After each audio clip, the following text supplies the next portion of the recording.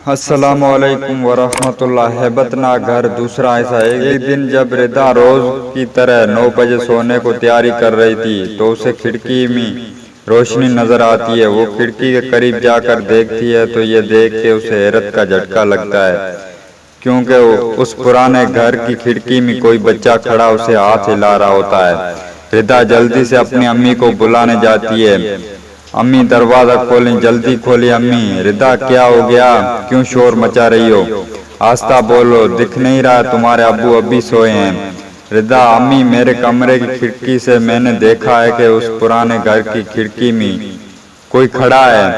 रिदा, दिमाग ठीक है तुम्हारा? कौन खड़ा हो सकता है वहां पर? और हमने बहुत से लोगों से पूछा, उन्होंने कहा यह घर कई सालों से बंद पड़ा है, फिर कोई कैसे जा सकता है वहाँ? जरूर तुम्हें कोई गलत फहमी हुई है। रिदा, अरे अम्मी मैंने खुद देखा है कोई वहाँ। अगर आपको यकीन नहीं है तो आप मेरे साथ आएं और खुद देख लें। रिदा और उसकी अम्मी कमरे में जाते हैं तो और खिड़की की तरफ देखते हैं और रिदा हैरान रह जाती है, क्योंकि उस पुराने घर की खिड़की में अब कोई खड़ा नहीं होता। बस रिदा देख लो, कोई नहीं खड़ा है वहाँ। मैंने कहा था ना तुम्हें जरूर वहम हुआ है। नहीं अम्मी, मैंने खुद देखा है, यहाँ पर कोई था, मुझे यकीन है। अम्मी, हो सकता है कोई पड़ोसियों का बच्चा तुमसे मजाक कर रहा हो, तुम्हें डराने के लिए। रिदा, अरे हाँ, ये तो मैंने सोचा ही नहीं, और अब मैं कल ही जाऊंगी उसके वालिदैन से उसकी शिकायत करूंगी। चलो ठीक है, सो जाओ तुम्हें सुबह स्कूल भी जाना है। शब्बा बखैर।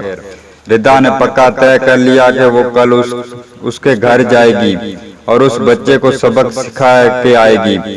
ये सोचते ही उसने कमरे की खिड़की बंद की और सोने के लिए लेट गई। रात के 7:15 बजे रिदा उस पुराने घर के बाहर खड़ी थी। उसे अंदर ही अंदर डर भी लग रहा था, लेकिन उसने सोचा ये बच्चा उसे फिर रोज ऐसे ही तंग करेगा, इसलिए आज उसे सबक सिखाई देती हूँ। यह सोचते ही उसने घर के अंदर कदम रखा। घर में अंधेरा ही अंधेरा और हर जगह धुआं ही धुआं। काफी खौफनाक लग रहा था, उसको बहुत डर लग रहा था, लेकिन फिर भी वो हिम्मत करके सीढ़ियां चढ़ी और कमरे की तरफ पहुंची और उसने कमरा खोला